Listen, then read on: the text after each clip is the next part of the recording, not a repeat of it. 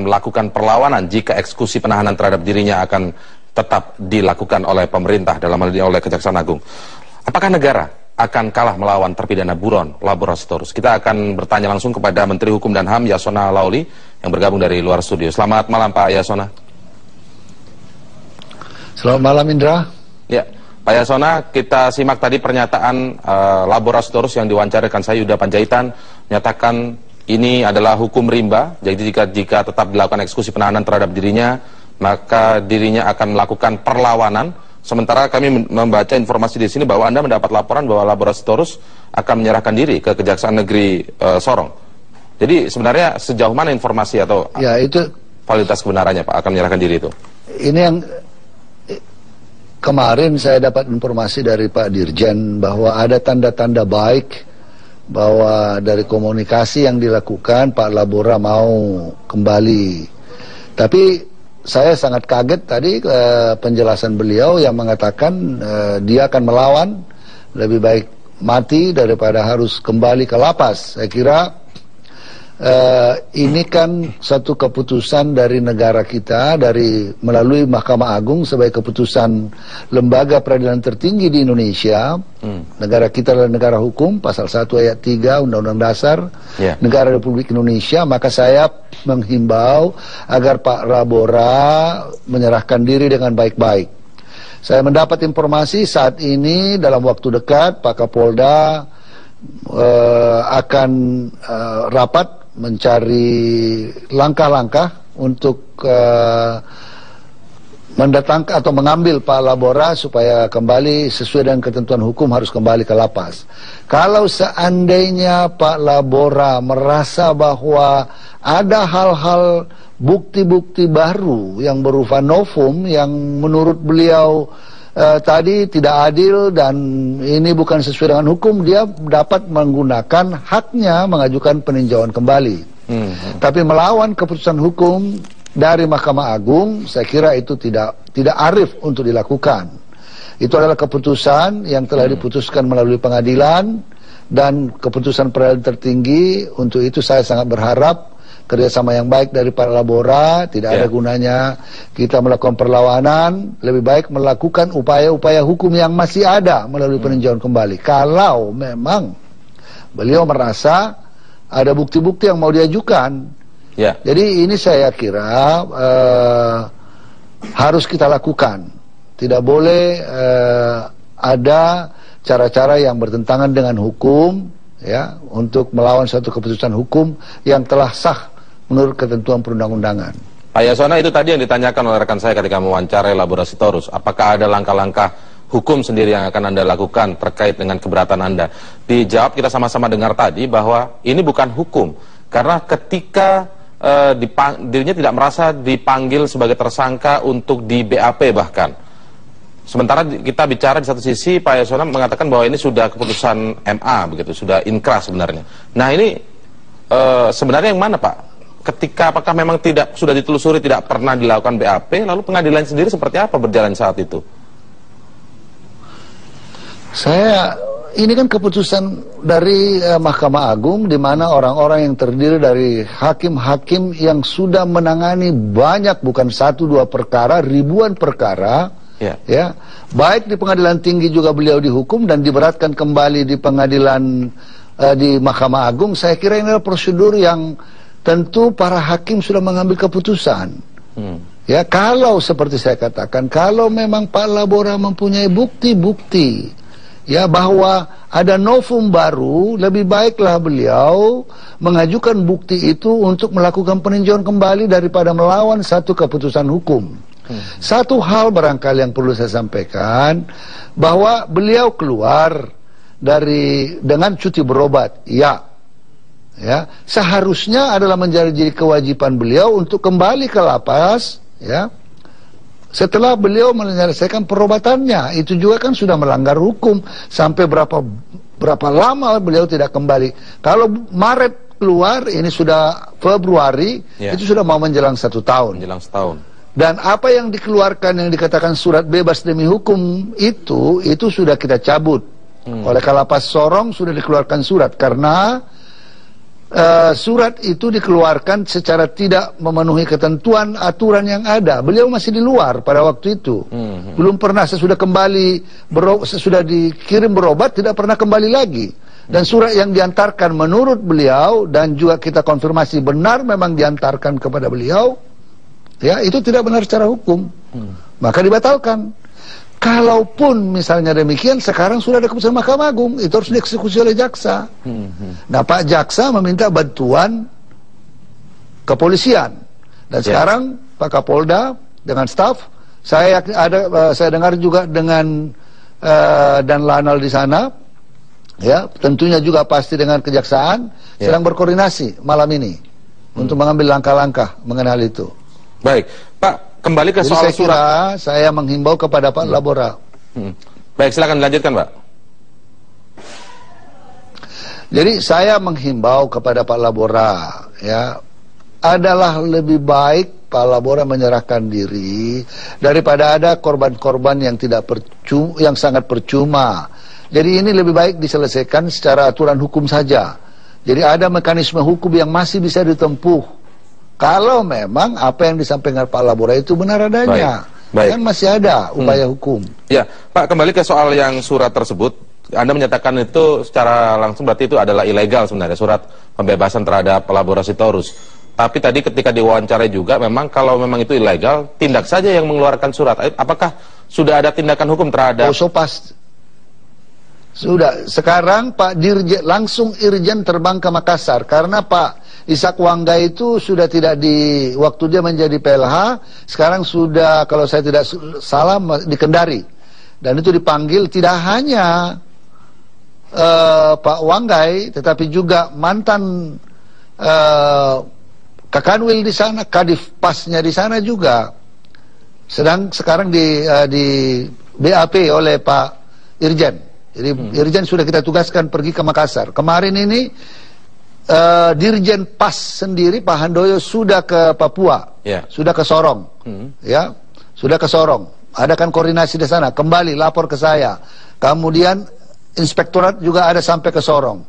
Kemudian langsung Irjen yang terbang lagi ke Makassar untuk melakukan BAP. Kita hati-hati dalam mengambil tindakan, harus sesuai prosedur. Kita BAP. Jadi ada berapa pihak Pak sebenarnya yang terlibat dalam mengeluarkan surat ilegal ini, pembebasan Labora Sitorus ini? Sebenarnya yang mengeluarkan itu PLH Kalapas, tapi kan Kakanwil, Kadif Pas, karena begitu lamanya tidak, seharusnya kan beliau-beliau juga perlu memberi penjelasan, begitu lamanya tidak kembali, ada apa? Ini kan harus diteliti lagi.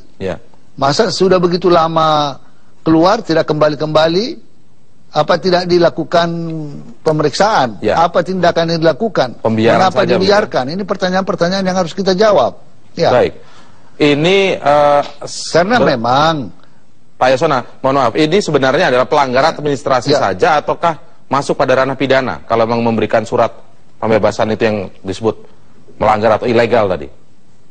Oh, itu pelanggaran disiplin, disiplin, itu memanipulasi fakta itu. Karena apa? Pak Labora itu kan di luar, bukan di dalam. Jadi bebas demi hukumnya itu tidak bisa dihitung, yang dia lewati itu di luar, dia tidak ada di dalam. Dan itu juga tidak memenuhi ketentuan. Dari hasil laporan Pak Dirjen setelah melakukan pemeriksaan dan juga termasuk inspektorat yang kita kirim di sana, itu tidak sesuai dengan prosedurnya yang ada. Dan sekarang sudah ada keputusan Mahkamah Agung. Keputusan Mahkamah Agung itu harus dieksekusi. Nggak bisa enggak. Baik, nanti kita akan lanjutkan lagi Pak, karena ada pertanyaan tentang bahwa ketika surat untuk memanggil lagi Labora Sitorus itu sudah keluar sebenarnya, memanggil lagi untuk ke penjara begitu, setelah keluar pada 23 Agustus 2014, mengapa ini sepertinya baru diributkan 3 minggu terakhir ini? Nanti kita akan mengulas lebih lanjut. Pemirsa tetaplah bersama kami di Prime Time News. Menteri Hukum dan HAM Yasona Laoli. Pak Yasona, saya ingin bertanya kronologinya seperti apa sih? Kan dia keluar, Labora ini keluar dari Lapas Sorong itu pada bulan Maret 2014. Tapi surat tentang pembebasan dirinya untuk berobat itu adalah pada bulan Agustus kalau tidak salah Pak. Sebenarnya bagaimana sih alur untuk mengeluarkan surat pembebasan seorang tahanan ini?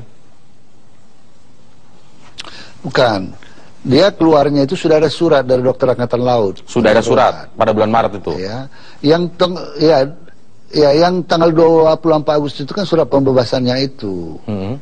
Surat bebas demi hukumnya. Bebas demi hukum. Ya. Oke, ya. Itu yang dikeluarkan di sana. Itu yang tidak memenuhi syarat itu. Artinya kalau karena dia kan perkaranya sedang di Mahkamah Agung. Ya. Ya. Perkara sedang di Mahkamah Agung. Tetapi dihitung dia seolah-olah sudah menjalani masa persidangan melewati masa tahanan yang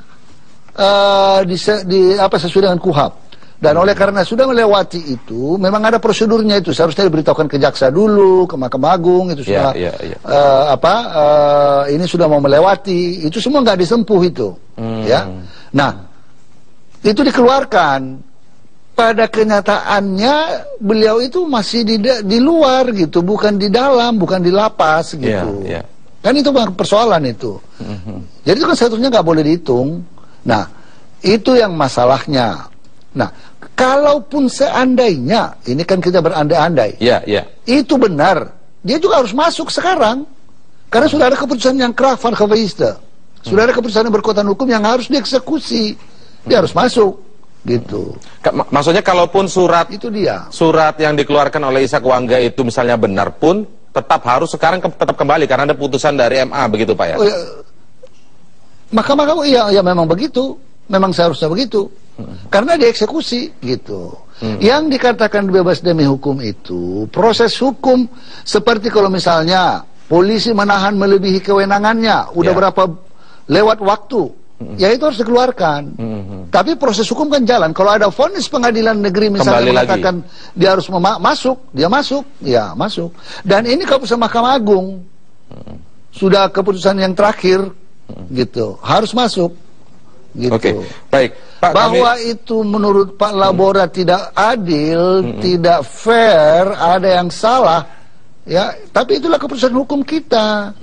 Nah, masih ada bagi beliau jalan, yaitu peninjauan kembali. Oke, dengan novum ya, atau bukti baru begitu ya. Itu dia. Baik, Pak Yasona, kami juga mencermati begitu bahwa sebenarnya sudah ada juga surat pemanggilan kembali untuk Labora Sitorus itu pada Agustus juga. Nah, sampai hari ini kenapa baru diributkan sekitar 3 minggu terakhir ini soal tidak kembalinya Labora ini? Mengapa ada cukup lama waktu seperti itu, Pak? Ya, itu yang saya katakan kemarin pertama-tama. Ada jaringan ini, sudah pasti ada jaringan. Itu yang saya katakan kemarin. Kok sampai bisa begitu? Berarti ada jaringan. Dan kita tidak ada dilapori. Kita setelah tahu, dan itu kan mengemuka dari media awalnya. Iya. Karena orang tahu, loh, ini kok masih di luar, padahal putusan Mahkamah Agung sudah ada.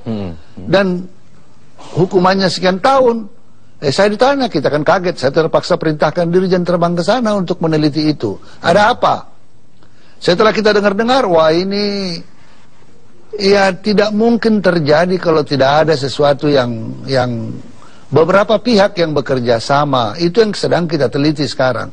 Internal saya di jajaran PAS dan Kementerian Hukum dan HAM kita laksanakan.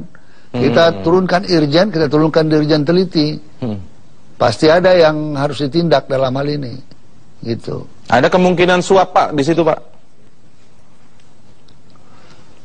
Wah, saya dengar itu ada pengakuan untuk mengantarkan surat itu dikasih 2 juta katanya, ya. Apa iya sekecil itu gitu. Jadi kan ini persoalan, ya ini kan kalau dalam pepatah bahasa Melayu, ya, dibilang burung tempua bersarang. Mengapa burung tempua bersarang rendah? Ya karena ada apa-apanya gitu. Itu kira-kira karena Anda sedang melakukan evaluasi begitu ke dalam, tetapi juga ada jaringan tadi Anda sebutkan. Kemungkinan melibatkan jaringan seperti apa saja sih, Pak? Lembaga apa saja atau oknum dari lembaga apa saja misalnya? Kan yang pasti sekarang bahwa Pak Labora itu adalah orang yang sangat, paling tidak dikatakan so quote unquote, yang sangat memperhatikan masyarakat di lingkungannya.